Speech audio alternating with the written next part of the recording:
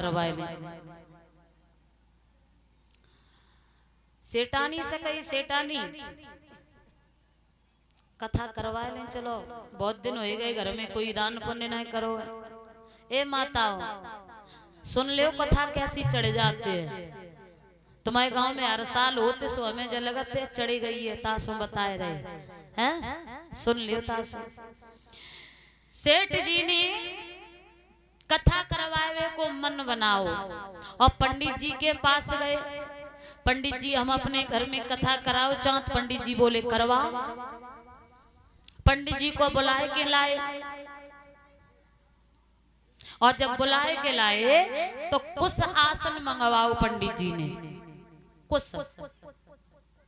कुछ आसन जानता हो तुम्हें जहाँ नदी के किनारे खूब होते है। हाँ अब वो कुछ आसन मंगवाए के और पंडित जी ने जा कही सेठ जी से के सेठ जी जा पे आसन लगाओ तुम। और जब आसन लगाओ तो वह आसन में एक बर्रैया जो रहे सो दबी गई। भाई आसन में बर्रैया दबी गई और सेठ जी जो रहे सो भाई आसन के ऊपर बैठ गए। अब सेठ जी अब भैया जब बर्रैया दबी तो बर्रैया जो रहे सो धीरे धीरे पे निकलन की व्यवस्था बनाए। अब पहली अध्याय भाव कथा को पहलो अध्याय भाव और सेठ जी ने शंख बजाओ खूब बड़े बजाओ मौज करो। का नाम है दिवारी लाल के नाती पुष्पमाला से सम्मानित किया। भगवान बच्चे को लंबी आयु दे सद्बुद्धि प्रदान करे। अब जैसे ही एक अध्याय शुरू हो महाराज वो खत्म हो सो बर्रैया नीचे से और ऊपर आने लगी और आसन में बर्रैया ने धीरे से सेठ जी के काटे लो। अब जैसे ही काटो सो सेठ जी उचकन लगे कबो इतने उचके कबो इतने उचके। पंडित जी कहने लगे सेठ जी बैठे रहो वे रुक जाओ वे क्या बात है, अब तो एक ही अध्याय भाव। सेठ जी कहने लगे महाराज हम पे एक अध्याय झेलना है रहो।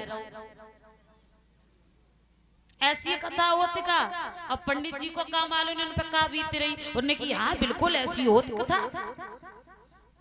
दूसरो अध्याय शंख बजाओ तो वह बर्रैया जो रहे वह चढ़न लगी। उन्हें बर्रैया धीरे धीरे चढ़न लगी और जब चढ़न लगी मैया और जैसे ही पूरे अध्याय ना हो पाए अब सेठ जी को चैन ना कहूँ इतने उचके कहूँ उतने उचके।